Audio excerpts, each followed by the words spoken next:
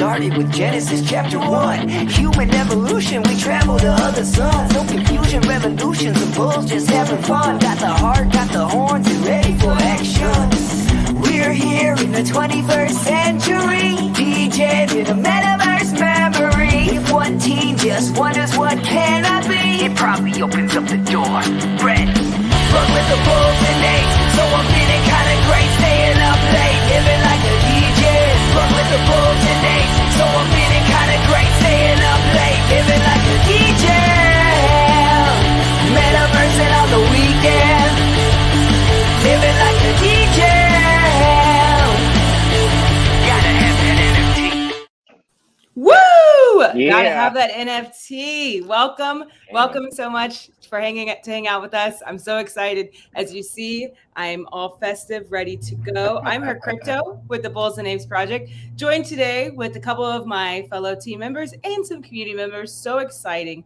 So welcome and thank you for tuning in wherever you are watching, whether it's on YouTube, LinkedIn, Facebook, or Twitter, wherever you are. So we've got Tankman hanging out with us, Gary. What's up? How you guys doing, man? I could not miss this. I'm driving from the airport home. Our flight was delayed, so forgive the background. I got my little light on here right now with the sun visor, but I'm so excited, you guys. I'm telling you, I've seen it, and you guys are going to be floored. It's freaking awesome. So cool. I know, I'm super excited. I let a little sneak out earlier because that's the only thing I've seen for the whole thing. I've also got Carbar hanging out with us. Chris, how's it going? What's up, guys? I got to say, Gary, I had the opportunity to watch it, and I didn't. I watched like the first 2 minutes, and I was like, you know what? I'm going to save it. Good for you. Good job. And then we've also got a couple of our amazing community members here hanging out with us. First up, we've got Hope Dealer hanging out. Hey, Hope, how's it going? What's up? Alphas. Chilling. There you go. I'm in my living room too. There was no way I was not going to catch this on the big screen, so I'll make sure to mute and do the things so it's not background noise. Oh no, you're good. Well, we can take care of that on this end. It's totally fine. Okay. So love the alpha, love the merch. The lore is not the only thing making a premiere tonight. If you guys didn't catch the Black Friday special, we got the official B.A.P beanie merch here. So, and then we've got Sales Tech Scott hanging out with us from the community. Welcome, Scott. How are you? I am good. I can't wait. I am so fired up. I can't believe how extensive this next set of lore is. So I got my notepad open. I'm ready to figure out how to improve my gameplay here. I got lots of decisions to make, I'm sure. So looking forward to getting some of that alpha. I know, I'm super excited too. We've got a lot that we're going to be going over. We're going to be seeing. I'm so excited because what are we here to do today, you guys? If you're tuning in, if you're just catching up, because I know that last minute you're rushing around getting your popcorn ready. If you did like me, I was like, this is going to be such a great time. We are here to watch the chapter 7 and 8 world premiere of the Bulls and Apes lore. And I am so excited and I can't wait. But we definitely first want to go back through and we're going to watch a recap of 1 through 6 first, because cool. Just kind of catch us back up, right? You know, it's been a little bit. I know it feels like we just watched Ava, Vile, everyone coming. And if you don't know what we're talking about, you're going to find out. So far, what's been your favorite part of the lore so far? If you had to pick something. Not all. Don't everybody jump at once. Yeah, I'll tell you, you guys know me. It's everything. I've watched it so many times. I've already watched 7 and 8 a few times just because I had to proof it and make sure it looked good. But I'm so excited, you guys. This is going to be cool. What I'm excited about is, we talked about releasing chapter 7. And when Manny and I talked about this, Neo Ape and I talked about this, he's like, we really should release chapter 8 because it really goes together. So I watched it and I'm like, yeah, you're right. We got to do both. So I'm so stoked that we're doing both. What's crazy about chapter 7 and 8 is it's 29 minutes between the two of them. So it's 29 minutes of lore. So if you add that to what we already had, which was 37 minutes, we have 66 minutes. We almost have a full-length feature movie with just the 8 chapters of lore once they get together. I'm so excited about this. And we're adding more. Trust me, there's more coming. So this is going to be good. But I think my favorite part still is the end of chapter 5, which is when the creator's standing in front of his screen and you see the first glimpse of the ape and you hear that deep music and it gives you that chill. I think that's my favorite part of everything so far. Nice. Yeah, we got to keep going. Like this will be Avatar length by the time we're done, right? Right. You know what I like the best is, and it's frustrating and a ton of fun, right? It's just the build, right? Like there's such good cliffhangers. There's always something to look forward to. So I'm glad we get the double dose today, and I don't have to like sit on the chapter 7 cliffhanger and go, oh my god, now what's gonna happen, right? So this is gonna be fun. I'm looking forward to just getting a big meaty bite today. I agree. Nice. I'm excited. What about you, Hope? I mean, from a general perspective, I like the depth of detail of this as it pertains to the actual project. Like to see the stuff that we're minting and doing in the project and then see it on screen. It's super cool. And then maybe one day we'll take this to the Chinese Mandarin and do a premiere, right, Tank Man? Hollywood style. That's right. I've been there. Yes, super. It's fun to be there. So that would be definite right there. Yeah, I'm an Easter egg guy. I like the hidden little details and and the surprises that pop out, and like Hope said, it all weaving together between the story that's on screen and the project and the tokenomics, and it kind of all fits together like a puzzle.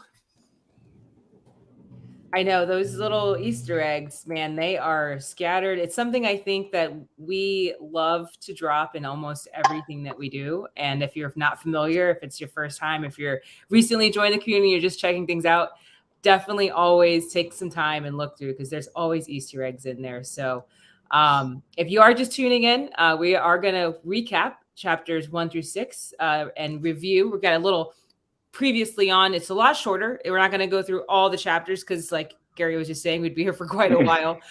So we do have like a recap previously on to get you caught up, and then we'll come back and kind of talk through what has happened since, and then we're going to be launching the world premiere. So if your friends aren't here yet, if people don't know, if you're still waiting and people are like, oh, is it started? It started. Let them know. Tweet it out. Tag them. Let them know they need to be in here. I love this.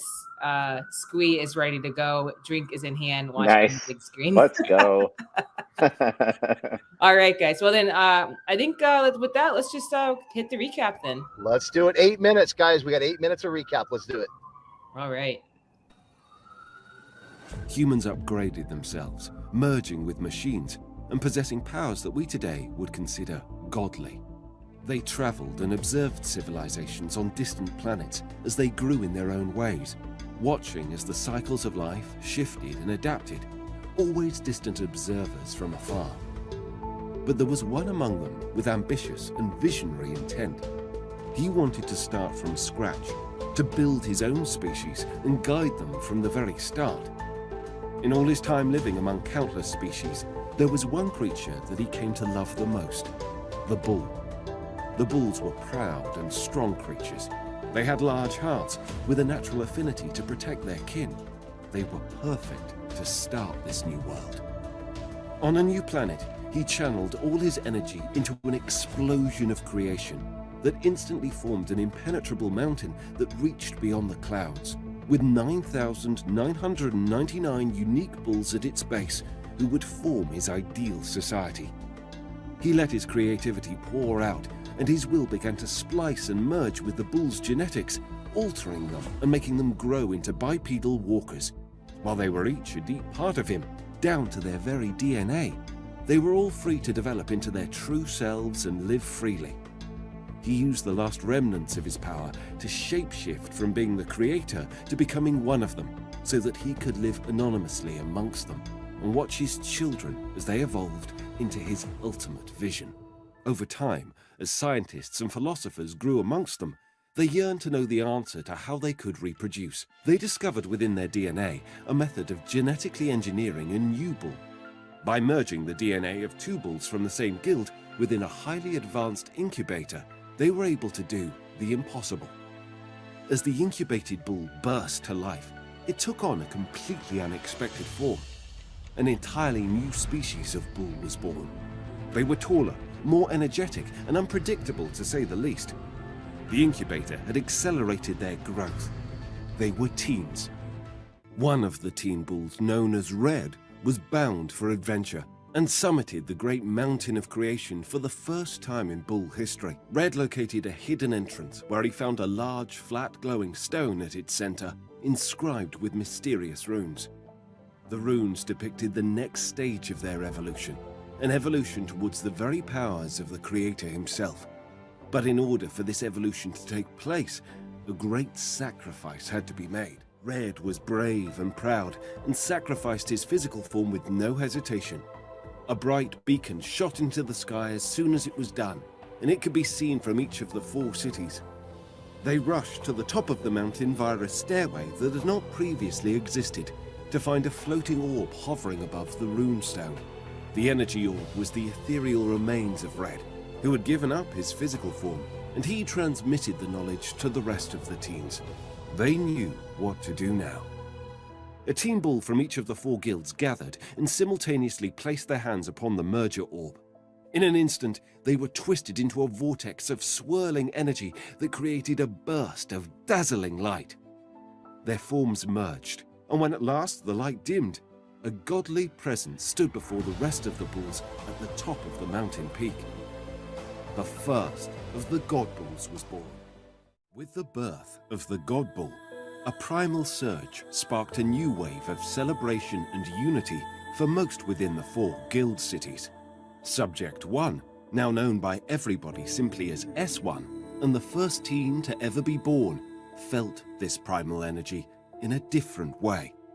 Something unknown called out to him to explore beyond the boundaries of the city. He had this new and obsessive craving to uncover more about his origin. It was after weeks of travel and ascending a range of sharp, snowy mountain peaks that he found himself spotting a shimmer amidst the snow. His eyes widened as he beheld an alien vessel half buried in the snow.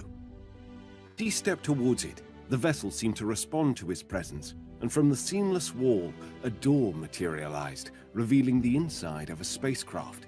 He stepped inside to see a metallic orb miraculously suspended mid-air, with glowing symbols etched into it, resembling guild marking all bulls had on their feet. This had to be the Creator's craft. S1 brought the Genesis Sphere to a high-tech arena and displayed it for all to witness. The arena became a museum, displaying the history of humanity and the origin of their creation. The bulls quickly took to making the clothes, outfits, and uniforms to match what they saw in the videos. The Creator, who walked amongst them, observed them with an odd fascination. Even as there was a split in opinions on clothing, the Creator noticed that, unlike humanity, no conflict arose out of it. The bulls were happy with themselves. They were loyal to a fault and had no deep conflicts with their kin. They needed conflict and rivalry. The Creator knew what he had to do.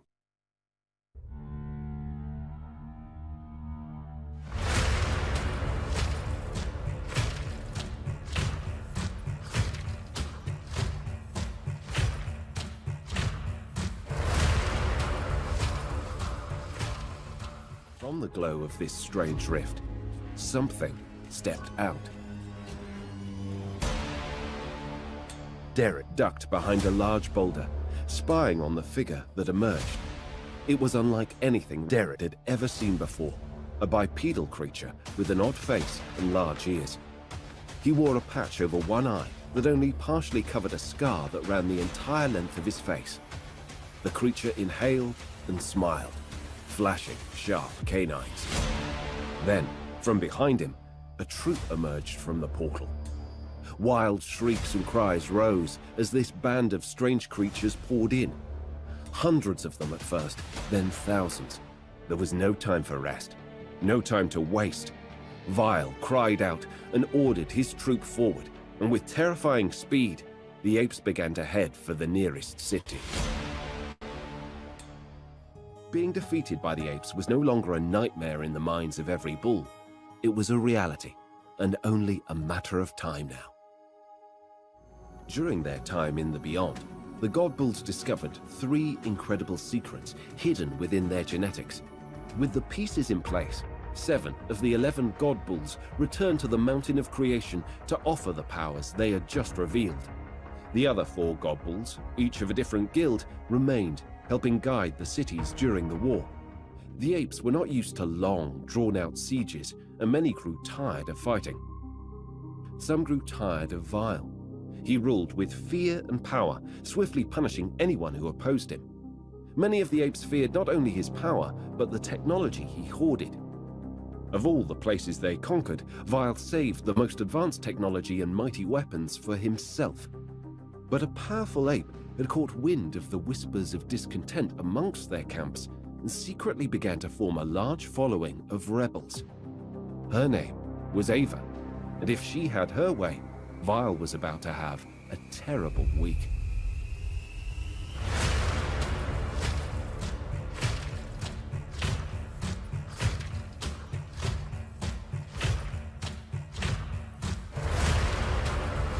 Woo! Ooh, here we go. That music might be the best part, I think. Yeah, like Tank said, when that ape shows up, and then when that like hard-hitting music starts, so bomb. Oh my goodness. I'm ready. Yeah, Tank. I know. Wait, hold on. How did we lose Tank? Get back in here, Tank. There we go. What happened? Muted, now though. I can't hear you. You're muted. That's Yeah, I was muted. Okay. No, what happened was I got disconnected while we were going, so then I had to join back in, and so it put me backstage. But oh my God, so stoked, huh? Oh, I'm excited, and I've even just watched it again today, and I'm excited. I cannot wait to see this again. Oh my God, you guys, this is gonna be crazy. Yes, that's my favorite part when he's like when Ava comes up and she's just like, and the music, it's like dun dun dun dun. Oh, I don't know. Listen, you guys, if you're just tuning in, if you came in the middle of that, we just recapped chapters 1 through 6. We have not premiered 7 and 8 yet. We are premiering chapters 7 and 8 of the Bulls and Apes Project lore. And I don't know how much longer you're going to have because I honestly cannot wait. I, once again, have not seen anything yet. And so this is my Christmas present. I got my popcorn. I'm dressed up. I'm ready. I am so excited. I can't wait. Yeah, I say we jump into it. Let's just do it. I mean, why are we waiting, right? Do we want to wait Let's go. more? You guys ready? All right. We'll let's talk go. a meeting. Let's go. Run it. All right, Let's let's go, you guys. This is it. That's all you got now. If you're not sitting now, you missed your chance. Get everyone in. Put your seatbelt on. Make sure you're hitting the like button. Let's watch this. Here we go. I'm so excited. Okay. Chapter 7. Revenge. Ava was not a typical female ape. Violet coerced her into a betrothal against her desires. Violet set his eyes on her long ago and, without blinking, made her his. Ava knew that if she resisted, it would be her head on the next battle spike, so she had submitted to him, holding her resentment secret and awaiting the day that she may one day get back at him. After years in his consort, she had the scars that proved disobedience was swiftly met with violence. She had been waiting for an opportunity for years, and finally, this war had provided an out. Because of her position as Vile's mate, her influence amongst the apes was strong, but she had to be careful who she chose to join her rebellion. Ava quickly and quietly recruited a small legion of apes, promising them that they would finally settle and lead lives of peace and stability if they followed her. She discreetly unified a band of mutineers and rebels right under Vile's nose, and took it upon herself to plan their uprising. She knew Vile was planning to attack the next day, so with nothing more than the clothes on her back, Ava separated herself from the war camps in the middle of the night and snuck to the walls of the Bull City. The Bulls saw her immediately, and she raised her arms in surrender. Ava was taken directly to the Council of the Four Directions and shoved to her knees before the 4 great god bulls. Ava had visited many worlds and seen many things, but the god bulls were something else entirely to behold. She bowed her head to them, pulling a device from within her armor. It was an advanced piece of technology that she had scavenged from the same ancient remains from which Vile had found the portal device. She had taken it without his knowledge, and no one else knew she possessed such an item. It was a universal translator. Ava had no interest in war. She instead found fascination with all the different races and cultures she had come across. Her race's actions were appalling, and she wished for nothing more than to live a life of peace, learning from the various races across the seemingly infinite worlds. With no reluctance, she handed over the device and explained its purpose. Her words were translated to the gods through it. The gods listened to her with skeptical ears, but the more Ava spoke,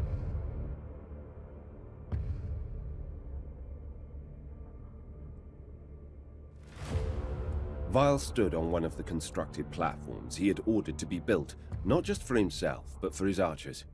Vile was already giant, but atop the platform, he towered over his army like a god, eyes scanning across the battlefield.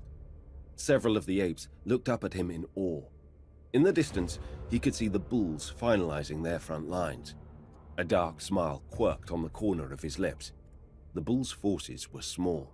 They were vastly outnumbered. They must have had enough of the constant sieges, because it seemed that today the bulls were summoning the entirety of their troops. Vile's eyes narrowed. Surely the bulls were not so desperate. Vile's troops were in an attack formation, and his apes were awaiting his command to strike. But something seemed off. He pulled his eyes away from the bulls and subtly surveyed his troops. In the corner of his eye, Vile noticed many of his apes slowly reaching into black pouches mounted on their belts. They delicately pulled out their hands and touched their faces. It wasn't just one. Dozens of them were doing so in unison. No, not dozens. Hundreds. Vile scowled. He couldn't make out what it was they were doing. That was until one of them looked up and stared Vile directly in the eyes. He saw an oily red handprint pressed like blood onto the ape's face. The hairs on Vile's body instantly stood up on end, and he felt the electric surge of instinct warning him. He knew something was amiss. He pointed to one of the red-palmed apes and was about to yell an order when suddenly a female voice surged up from the crowd. His head snapped in the direction the call had come from, and he saw Ava turn the opposite direction to his frontline troops, looking at him with her sword held high. At that exact moment, the war horns from the bulls sounded. Instantly, the red-palmed apes attacked. But they didn't strike at the bulls, they attacked other apes. Chaos erupted within his ranks, his troops stunned by the betrayal and mutiny. Vile's eyes went wide, his face distorted into pure rage. The ground began to tremble, and Vile's head snapped to see the bulls charging at full speed toward them.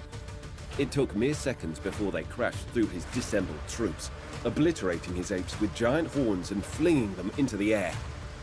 Vile let out a cry of fury and pounded his chest, trying to get his troops to fall back into rank.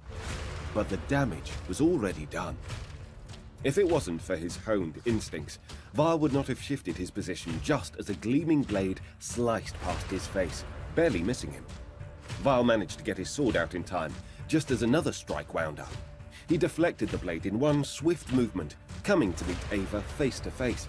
She bared her teeth at him and growled.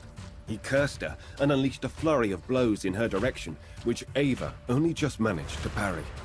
His blood surged with anger, and in a dirty move, he threw the blade at her face, knowing she would have to deflect it, and when she did, he took his chance and pressed his hands to the ground, swinging and kicking Ava square in the chest and sending her flying off the platform.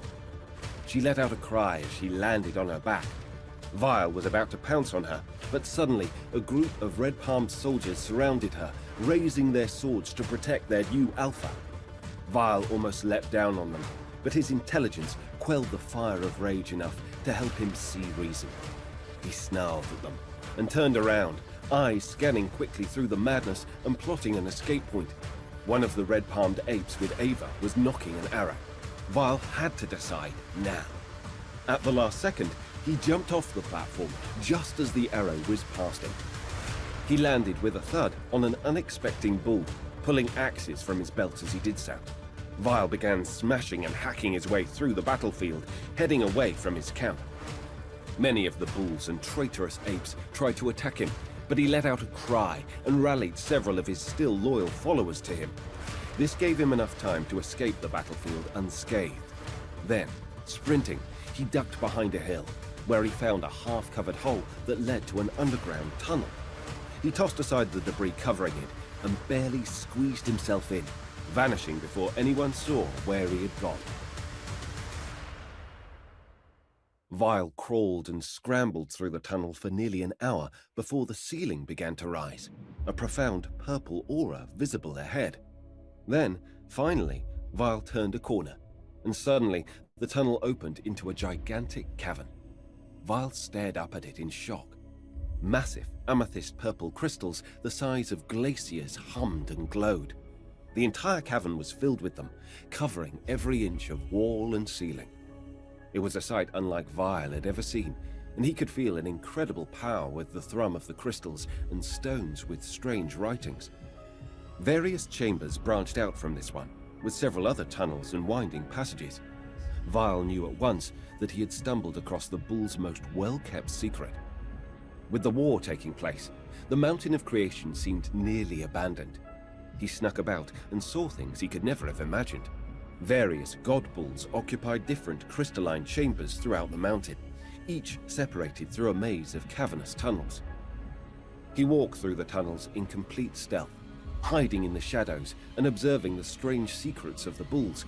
He watched god bulls deep in meditation, pulling energy and power from the crystals and harnessing it to their needs.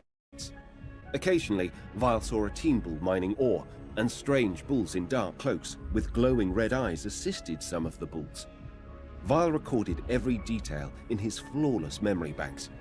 In the hours he was in the mountain, he created a mind map of every detail, down to the individual glowing meth crystals and where they were hanging within the mountain. Vial carefully snuck back into the tunnel and eventually found an offshoot that led to an exit from the mountain and into the woods that bordered the great methane fields. Night had fallen, and he knew the battle was over. Looking up to the stars, he used them to navigate his way back to his original entry port, where he had first stepped onto this world. The portal was long gone, but a few of his apes had remained behind on his command. They included a handful of spies and his chief scientist. Vial knew that this would be the first place the bulls looked for him, so he gathered what remained of his troops and equipment and moved them to a new location, hours outside of any of the cities, hiding away and plotting in secret for the day of his revenge.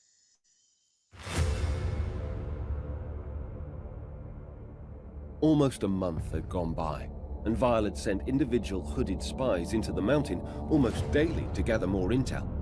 Having been there, Vial knew the interior of the Mountain of Creation was almost always dark, strangely lit by only the glowing crystals, which made the subterfuge of his spies all the easier to sneak around. The interior of the mountain had no security, almost as if they had never needed to worry about vandals or spies in the night. The god bulls were always deep in meditation, periodically communing with one another or setting their minds to the underworld. The ape spies in their hooded cloaks were careful and masters of their art, often spending entire days within the mountain. They were fast, agile, and nimble. They could quickly climb up the rocks and even hide on the ceilings when there were no other options. For their entire time there, Vial's spies never got caught. Vial had gathered an incredible amount of information. He knew there were 11 different god types. He knew what their routines were. He knew the schedules of when the resurrected teens and those carrying meth machines would show up for mining work and the paths and tunnels they would take. But most importantly, he knew that the god bulls did not work 100% of the time as most thought. They needed to recharge their power levels from the mountain itself.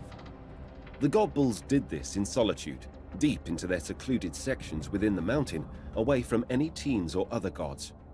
This charging period varied from god to god, but Vial knew an opportunity when he saw it. He had been planning his next move for a while, and tonight was that time. It took hours to reach the Mountain of Creation, and only one tunnel was large enough that Vial could fit through. It was the tunnel he had used to escape Ava and her rebellion. He had been here multiple times, and his spies had used this entrance daily for the past few weeks.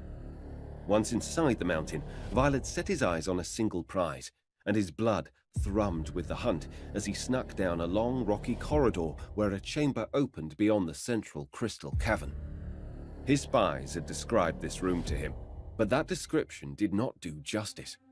The walls and ceiling were shimmering icicles of meth, and the floor was a flat and clear crystal, all glowing violet like the clusters of stars in a galaxy. There was not a single space of visible rock. At the center was a raised crystal slab or bed of some kind, and upon it, appearing to be in a state of deep sleep, was the god bull that Vial had explicitly chosen. This one was especially powerful. It seemed composed of ice, with sharp frozen spikes that erupted from all parts of its body. Vile could see electrical wisps of purple energy from the altar that touched the God Bull's body like tiny dancing wisps of lightning. The God Bull, as Vile expected, was recharging. Vile dug his hand into the sack he had carried over his back and quietly pulled out a round, futuristic metallic device, which he flipped into the air above the sleeping God Bull. The machine burst out suddenly above the God Bull, sending metallic cabling from around its perimeter, shooting out and around the crystal bed, the sharp metallic tips of the wires smashing and anchoring themselves into the crystal floor. There was a loud whine as the cables instantly tightened around the God Bull, pinning it to the slab. The God Bull's eyes opened in shock as he felt the incredible pressure of the cables squeezing his body. The lines cinched so tight that they began to fracture the Ice God's body in terrible cracks. Vile pulled from his sack one of the two remaining tech devices. The first one resembled a giant futuristic thumbtack the size of a dinner plate that blinked with bright colors. It appeared to be constructed of a unique-looking metal polymer. This device was Vile's coveted energy absorber, a new machine his scientists had recently crafted from several high-tech parts scavenged from other worlds. Before the God Bull even had a moment to speak or telepathically connect to any other god, Vile took the large thumbtack device and plunged the sharp end into the chest of the Ice God, sending ice shards flying in splintered fragments. The God Bull let out a thunderous roar of agony, spraying a sizable cloudy mist from his mouth. Impaled into the God Bull's chest, the device began humming, lit with flashing rings that pulsed to a steady rhythm. The god could hardly breathe, inhaling sharp, pain-filled gasps. Vile sneered and stared the god directly in its eyes as he sapped the very life and power from him. Then, with a quick leap, Vile pulled the remaining device from his sack. It was his portal opener. As he approached the God Bull, a large wisp of blue energy shot out from the chest device, connecting to the portal opener in Vile's hands. A jolt of electricity surged through Vile's body.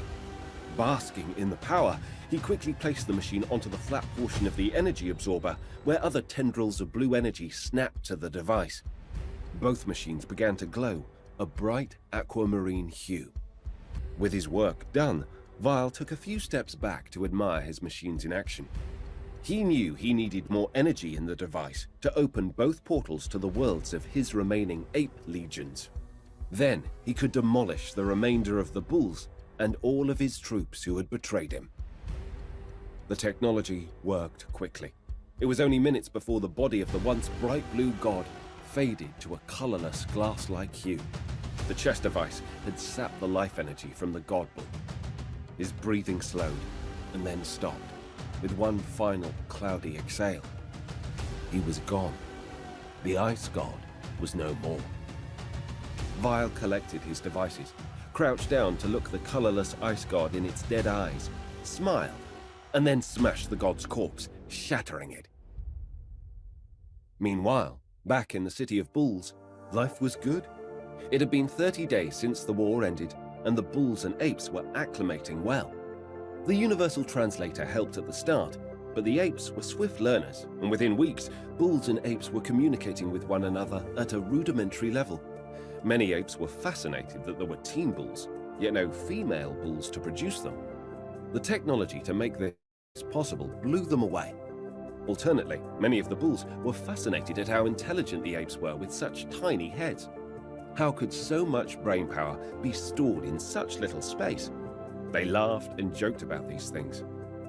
Apes took on new jobs, and it was common to see new friendships between the two species, having drinks at bars, singing music together on stage, and playing sports.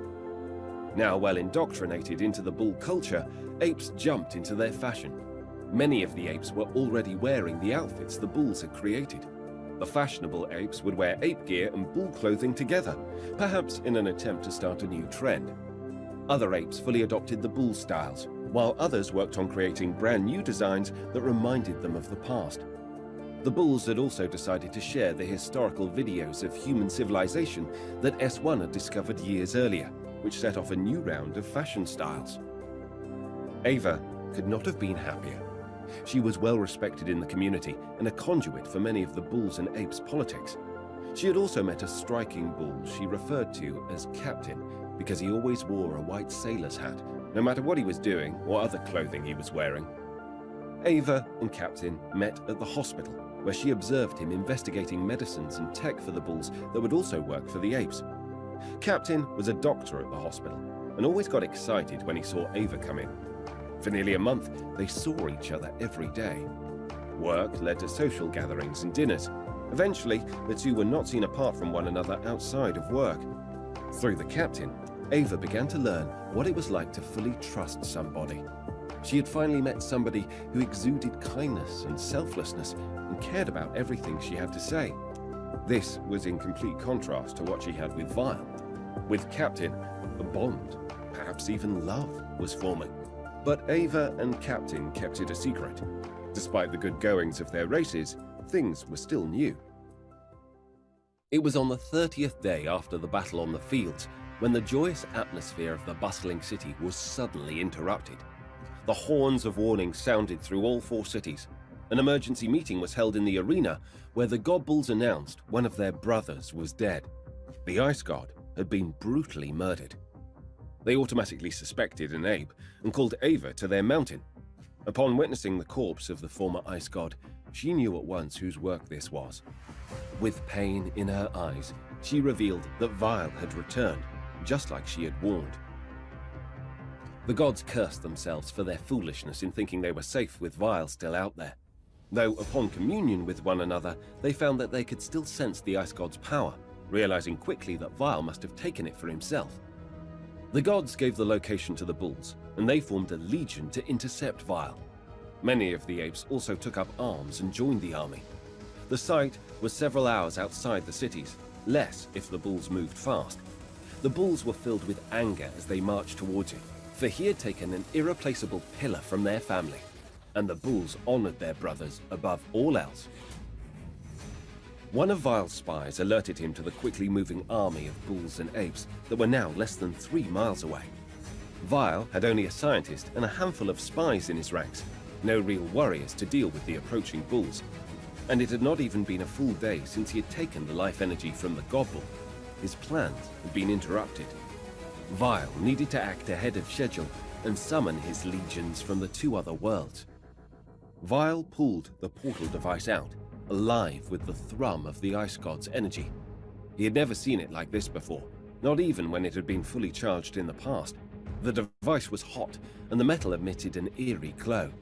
Vile fully expected it had enough power to open the first portal to his legion, and could immediately open another portal to the second world, where his remaining regiment was almost as large.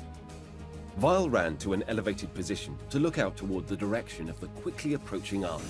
He crouched and put his hand on the ground. He could feel the vibration of the charging bulls. At that moment, he saw his enemies appearing over some distant hills. They were very close. He needed to act now.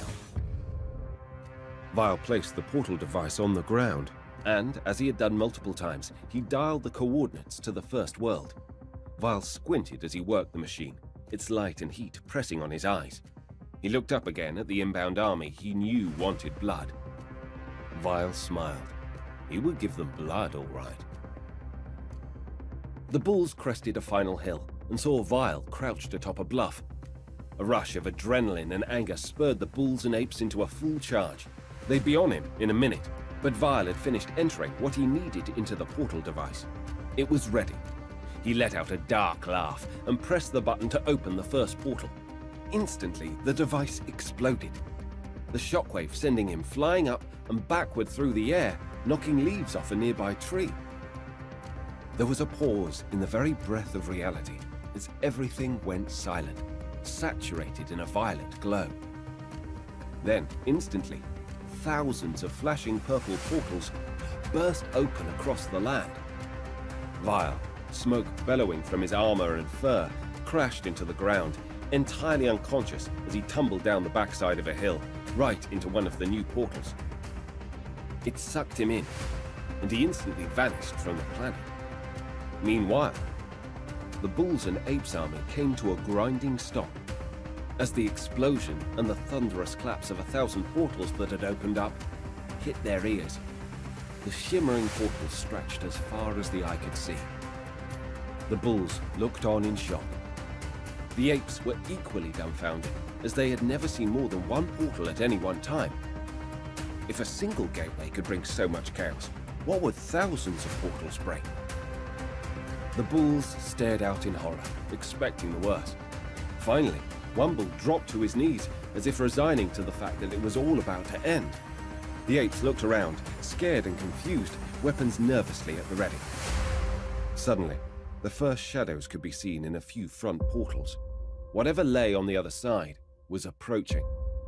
Then, as minutes passed, more silhouettes formed on hundreds of portals. The bulls tightened their grip on their weapons. The first of the creatures stepped through a handful of the portals. But what the bulls and apes saw was not what they expected. There were apes, yes, but there was so much more. Thousands of strange creatures poured into this world, meeting each other for the first time. The bulls and apes gazed in amazement, their minds racing with curiosity about the wondrous, weird worlds that lay beyond the portals.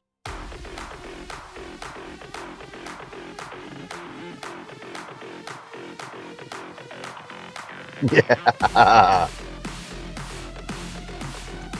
Whoa. That's a lie.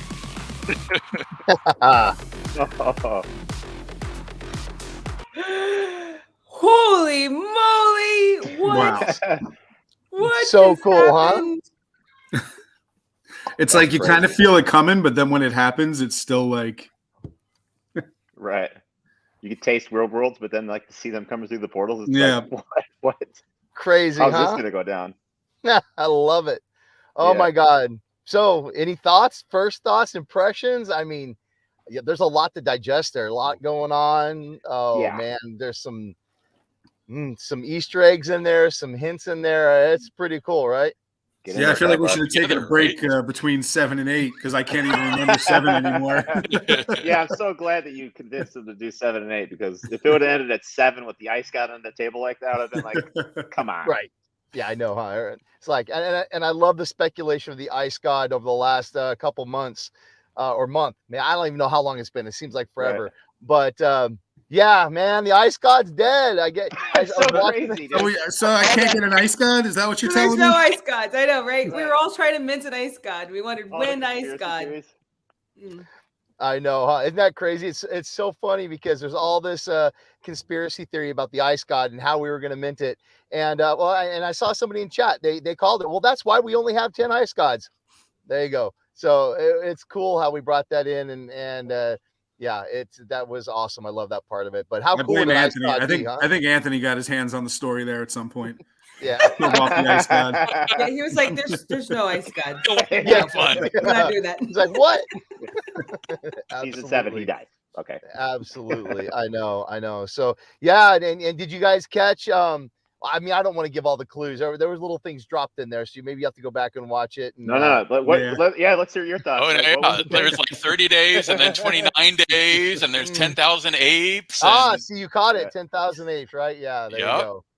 Yep. So there are little hints like that. And yeah, Captain, man. Captain, what about Captain, huh? I, mean, I was like, what do we right. have? What's happening here? We got a He's love scored story everything going out on. of Went into my collection. I'm like, yeah, I got a captain in there. Come on, let's go. Well, it also said he was a doctor, so I went on OpenSea immediately. I'm like, do we have a doctor with a captain's hat? And there isn't. So he must be like a sneaky doc. That's Doctor, Captain, Sir, Commander.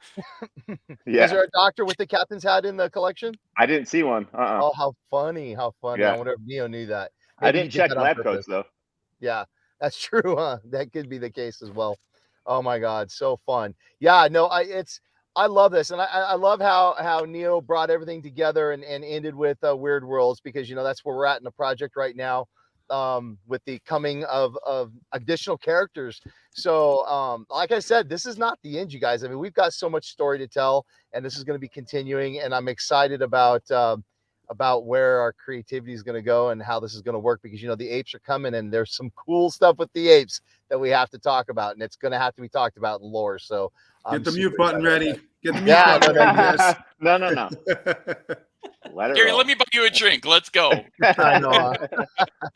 But I'm really excited about that. So it's we'll get a chance to take a little bit of a breather through the end of the year here and digest what we just saw. I'm gonna go back and watch it a few more times. I can't wait. I want to watch it all the way through. I gotta give myself a good hour and 6 minutes so I can start it from one and just literally watch it all the way through, which will be super cool. But I'm excited, you guys. This is great. Yeah, that was awesome. Yeah, it was fun. Yep, cool. So we anything else to talk about her crypto? I mean, we got tokenomics in an hour, so we're gonna be diving in. Yeah, we've got the after party. If you guys would like to come hang out and maybe try to catch that extra alpha that Tank likes to drop, we've got Tankonomics happening at 9 p Central. So it's on Twitter. It's our Twitter space. That'll be a lot of fun. I'm just totally like mind blown. I know it's Hope and Sales Tech Scott's first live stream for this. And I think people sometimes wonder, like, is her crypto just saying she doesn't watch it? Like, how do you not watch it when you the one like running everything? But like legitimately, you can see me like in the background, you can see us all, and I'm like, I'm like, what is this? What is this? What does this mean? And I'm like, now what does that mean? Like, oh my gosh, I had to go back and watch it through. I need it on my big screen. I'm excited, man. So much. So the ending with Weird Worlds, just like right. Yeah. Cherry on top right now for sure. Right. Yeah. So where Vile landed though. Yeah, he got sucked into the portal, right? He's someplace, right? Right. Yeah. Somebody's Mint gonna get the a world portal and find him with something vile in it. Yeah, I don't know. I mean, you want to hate the guy, but like he's pretty badass. He figures some stuff out. You know what I mean? Right. Like he figures it out. Yeah, it's super cool. I know. So if you had a great time and you love these live viewing premiere parties, please do us a favor, hit that like button, let people know, get this spread around the YouTube verse, Twitter verse, all the verses, let them know, because chapter 8 is going to be next. And I can't wait for that. Chapter 9. I'm sorry. Thank you. I know, we're already up to 9. Chapter 9. Oh my gosh. I know. Yeah. And that'll be 40 minutes long, right? Yeah, I know. Oh my gosh, they're getting longer. I remember we started the first couple chapters were like 2 and 3 minutes long, and now we're up to 20 minutes, I think, or 18 minutes on that. On the chapter 8 was the longest one so far. So yeah, but it's still cool. I love it. So much story to tell. Yeah, it's so well done. It's not like there's no slow spots. It's slow when it needs to be slow, and like the build up and like the scoring and all that stuff behind it. It's so well done. Props to Neo, does it all, man. I mean, he calls me and we talk about things to get ideas, and then he runs with it, and he does the writing, the score, sends the stuff off to his artists and has concepts that he sends to them, and then they create the art based on his concepts. This is his brainchild through and through, man. He's very talented when it comes to this stuff. Super stoked. Cool. Well, I think we're gonna all digest that for a while, and hopefully we'll see you here in a little bit at Tankonomics. And you guys, thank you so much, Hope Dealer and Sales Tech Scott, for coming to hang out. It's so fun to have the community come hang out with us for this stuff. Yeah, I really enjoy it. Yeah, thanks for the invite. Thanks, guys. Tank, drive safe. We'll see you soon. I'm home. Thanks for hanging out. In the driveway. Perfect. Perfect timing. Yep. All right. We'll talk to you guys all later. See ya. Thanks, guys. Later. Bye.